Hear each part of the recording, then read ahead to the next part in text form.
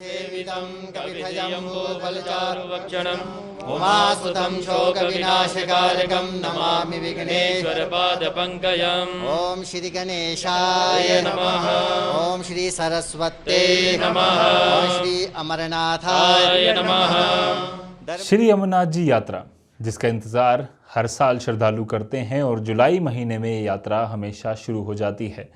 पर इस बार ये इंतज़ार थोड़ा लंबा हुआ है। कोविड-19 की वजह से जिस तरह से हालात बने, उसकी वजह से अमरनाथ जी यात्रा जो है वो इस बार थोड़ी टाल दी गई थी, पर उम्मीद है कि कुछ ही दिनों में ये यात्रा एक बार फिर से शुरू होगी। बात की जाए एडमिनिस्ट्रेशन की, तो एडमिनिस्ट्रेशन ने पूरी तरह से इंतज़ामात अब करना शुरू कर दिए हैं। वहीं एक तरफ हमने लगातार ये देखा कि दूरदर्शन द्वारा एक प्रयास किया गया जिसमें कि स्पेशल लाइव आरती जो है वो चलवाई जा रही है सुबह और शाम श्री अमरनाथ जी केव से, और लगातार ये उम्मीद जताई जा रही है कि 21 तारीख के बाद अमरनाथ जी यात्रा शुरू हो जाएगी, जिसका श्रद्धालुओं को बेसब्री से इंतज़ार है। अब जब श्रद्धालु आएंगे तो उसके लिए तैयारियां भी पूरी होनी चाहिए, जिसको देखते हुए जम्मू एंड कश्मीर एडमिनिस्ट्रेशन ने तैयारियां ना सिर्फ जम्मू के जहां पर सेंटर बनाए जाते हैं, जहां पर श्रद्धालु आकर रुकते हैं, वहां पर पूरी तरह से तैयारियां शुरू कर दी हैं, और साथ ही साथ जो बालटाल बेस कैंप्स हैं वहां पर भी पूरी तरह से तैयारियां शुरू कर दी गई हैं।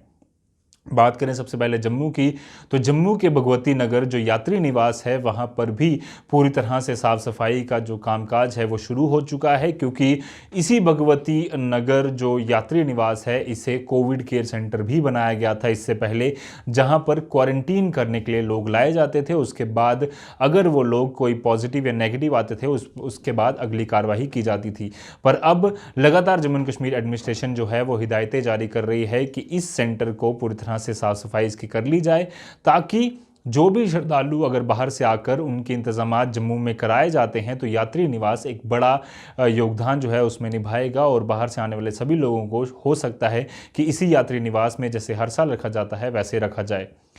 उसी तरह से अब बात करें अगर कश्मीर की, तो कश्मीर में जो बालटाल बेस कैंप है जहां से यात्रा की शुरुआत होती है, एक पहलगाम है एक बालटाल है, पर उम्मीद है कि बालटाल के रास्ते ही इस बार यात्रा जो है वो जाएगी, शुरू होगी। 21 तारीख के बाद से जब यात्रा शुरू होनी है उससे पहले जितने भी जो वहाँ लंगर लगाने वाले हैं, बाकी इंतज़ामात करने वाले हैं, जो वहाँ पर जो श्रद्धालु ठहरते हैं उनके इंतज़ामात करने वाले हैं, उनको भी जम्मू एंड कश्मीर एडमिनिस्ट्रेशन ने हिदायत दे दी है कि आप पूरी तरह से तैयारियाँ कर लीजिए, जिसको देखते हुए ये आप जो स्क्रीन पर लगातार आप विजुअल्स देख रहे हैं वहाँ पर साफ तौर पर दिखता है कि किस तरह से वहाँ पर टेंट्स लगाए जा रहे हैं, कैंप्स बनाए जा रहे हैं, खाने पीने के इंतज़ामात वहाँ पर जो है वो किए जा रहे हैं, पूरी सप्लाईज़ की जा रही हैं, ताकि जैसे ही यात्रा की अनाउंसमेंट होती है, जिस तरह भी हो, जितने भी श्रद्धालुओं के लिए हो, पर उसी प्रकार से पहले ही पूरी तैयारियाँ कर ली जानी चाहिए। अब सारी तैयारियां होने के बाद सिर्फ इंतज़ार है ग्रीन सिग्नल का जम्मू एंड कश्मीर एडमिनिस्ट्रेशन की कि कब वो ये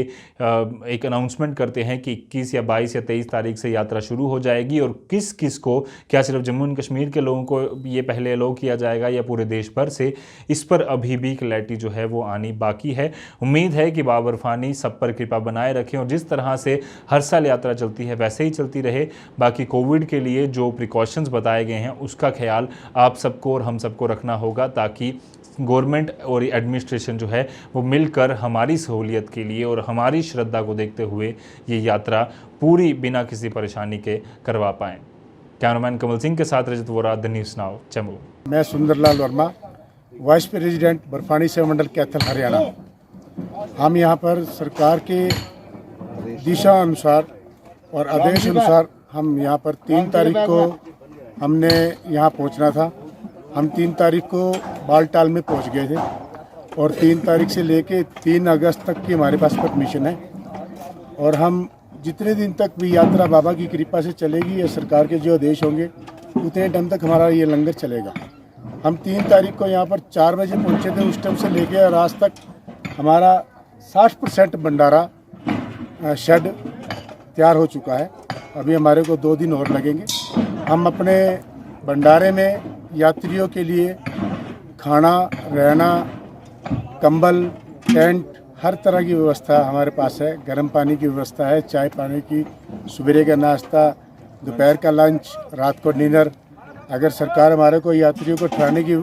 मंजूरी आदेश देगी तो हमारे पास इतनी व्यवस्था है। हम कंबल और गद्दे और टेंट की व्यवस्था भी हमारे पास है। हमारे यहाँ मास्क की और सैनिटाइज़र की पूरी व्यवस्था है और पूरा इन चीज़ों को कोरोना को देखते हुए हमारे पास सारी सुविधाएं और हमारे हर वर्कर को हमने सचेत किया हुआ है कि हम इस जो है बीमारी से भी अच्छी तरह से लड़ने के लिए सक्षम हैं। और जैसे भी सरकार के आदेश